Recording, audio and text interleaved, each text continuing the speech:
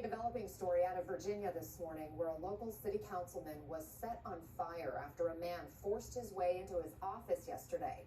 The councilman thankfully survived and is being treated at a nearby burn unit. Let's go to NBC News national correspondent Aaron Gilchrist now for more. Aaron, tell us, what do we know about the moments leading up to this horrific attack? What happened?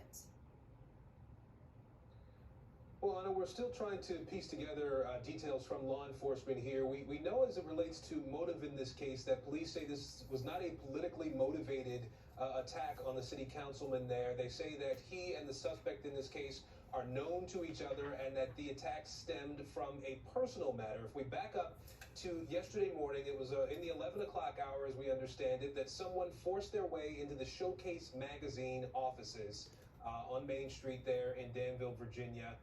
That person went almost directly to Lee Vogler, according to the details we got from witnesses on the scene there. Threw a liquid on him. We were told by the owner of the magazine through a social media post that that liquid was gasoline that was brought in a 5-gallon bucket.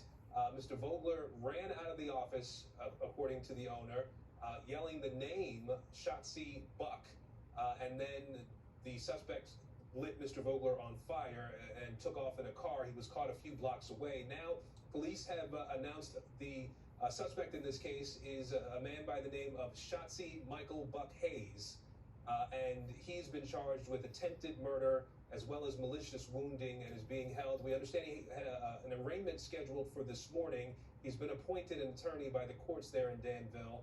But that is all the information that police and the courts are releasing at this point, Anna. And do we know how the councilman is doing this morning?